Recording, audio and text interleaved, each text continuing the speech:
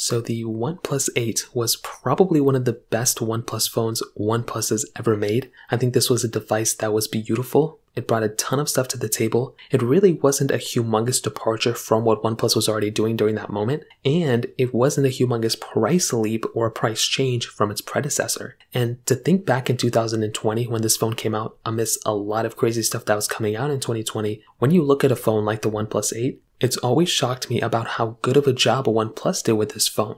It was very solid. It had a few amount of issues with it, but I do think something like the OnePlus 8 still has a lot of value. It still brings a lot of stuff to the table, yet it may not be the very first phone I would recommend people to buy anymore. But if you need a device and you're willing to go kind of in the used market, I don't think this thing's a bad deal at all, and I definitely do think it's probably up there for sure. So if you want to pick up some phones I would recommend buying this year, links will be down in the description. You can get them from there. You can help support the channel at the same time. Now, starting off with the outside of the OnePlus 8, the specific phone pretty much had one of the better bodies, I would say, of 2020. So on the front, you had a 6.55-inch Fluid AMOLED display. It was a 1080p panel, and like I said during that moment, I think OnePlus did a phenomenal job. It wasn't perfect by any means, but I do think if you just needed a device that had a pretty good panel, this was it for you. It was a good jump from the OnePlus 7, but I do think it was a really good change coming from the OnePlus 7 Pro and the 7T Pro of the year before this. When you look at a phone like the OnePlus 8, this specific phone, I think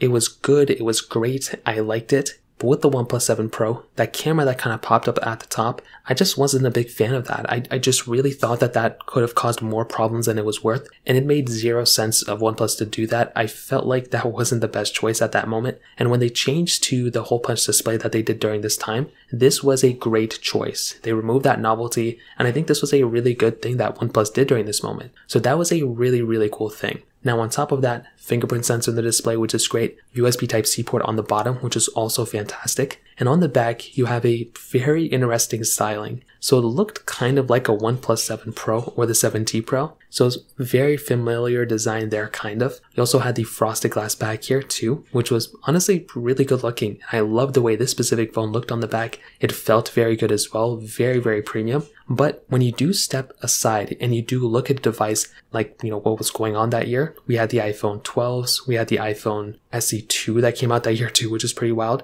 We had the Google Pixel 5 that came out that year, Pixel 4a. There were a lot of phones that came out that year, and a lot of them looked very similar to this one. Maybe not the iPhone SE2, but this one looked very, very good. But it was missing a few things. So for one, it kind of was missing IP certification. So that was a really weird thing that probably shouldn't have even been missing here in the first place, but it was, and that was just kind of a strange thing that happened right there in and of itself. But also another weird thing that was happening here, this device actually was missing its wireless charging. So this is specifically for the OnePlus 8. The 8 Pro is kind of a different story, but the OnePlus 8 was missing wireless charging, which is kind of weird. You would expect a phone like this, even at really any price tag, but like, a modern phone, even from 2020, should have had that type of capability.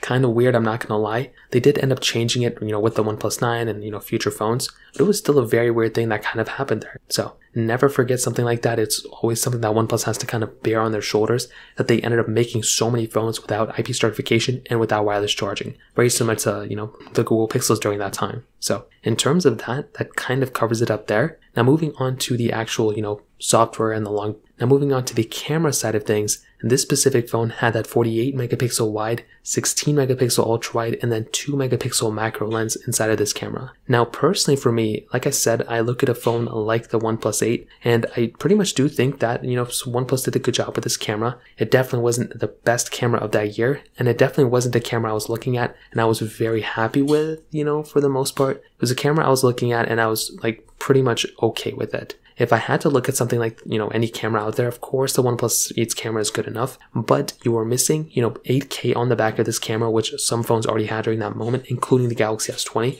but also you were missing 4K at 60 on the front of this specific camera. I think that is probably one of the weirder things OnePlus did here. I still don't understand why they went down that direction. They should have went through and given us at least some sort of, 4K at 60 on the front And I think that in and of itself really affected the way I looked at something like the OnePlus 8. It wasn't the end of the world, it wasn't a deal breaker by any means, but it's still a very weird thing. When I look back at something like the OnePlus 8, I do feel like OnePlus could have done a little bit of a better job there. So from the camera perspective, that kind of covers it up there too. Now in terms of the software and the longevity with this phone, of course this phone is not going to last forever, and this phone ended up getting Android 13. Now Android 13 I think is a pretty solid update. I think it brings a lot of stuff to the table too, but again, when you look at something like Android 14, Android 13, those are great versions of Android, but it is different when it's wrapped around Oxygen OS. And Oxygen OS nowadays is completely different than what Oxygen OS used to be. So Oxygen OS is that version of Android that OnePlus makes,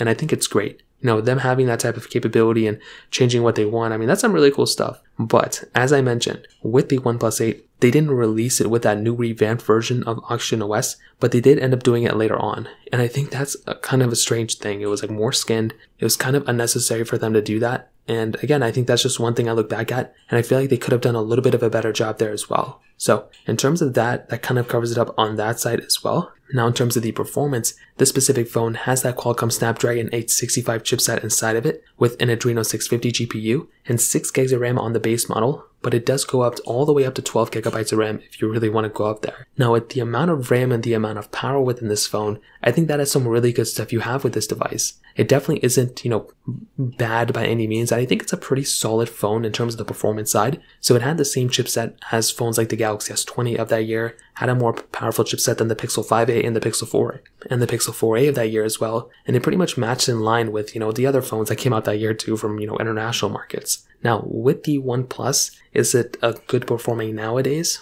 I think it's pretty good. I don't think it gets much worse than this thing for that year. And it's kind of more in line with something like that than with something like, the phones nowadays. But I will say this phone did have that 90 Hz panel, which was really nice. So it made things perform and feel that much smoother, which was really cool. It didn't make things perform faster, but it was a smoother performing phone, which was something I really did like. So when I look at a device like the OnePlus 8, I do think OnePlus is doing a really, really good job with this device. And looking forward, I think they did do a better job with the OnePlus 9 and OnePlus 10 and the 11's performance. But I do think by them keeping that same chipset of that year, not creating some weird variation chipset, and by them increasing the amount of RAM, that has been giving us better performing phones nowadays. But the OnePlus 8 I think is still a pretty good performing phone, and how it sits right now is honestly very, very good. So to kind of sum up this whole entire video, what I'll tell you is, I definitely do think a phone like the OnePlus 8 is still a very good phone, and I still think it has a ton of capability for sure. Is it a perfect phone? Probably not. There are clearly some things with this phone that I think they could have done a better job with. I think they could have brought wireless charging with this phone. I think they could have probably brought a better camera setup, like I mentioned, maybe a faster performing chipset, IP certification, things like that. But I still think this is a pretty relevant phone, and if you want to pick it up, of course, go for it. If you're not okay with its, software longevity, maybe that would be a different story. And that might be one reason I wouldn't recommend buying the OnePlus, 8 anymore. But if you want a phone that's still kind of supported with software, this would probably be a phone I would recommend buying. So in terms of that kind of covers it up there as well. If you have any other thoughts or questions, let me know in the comment section below. Hit the like button, that means so much, but definitely hit that subscribe button. More importantly than everything else, I love every single one of you guys. Hopefully I'll catch you guys in the next video. Peace out till then.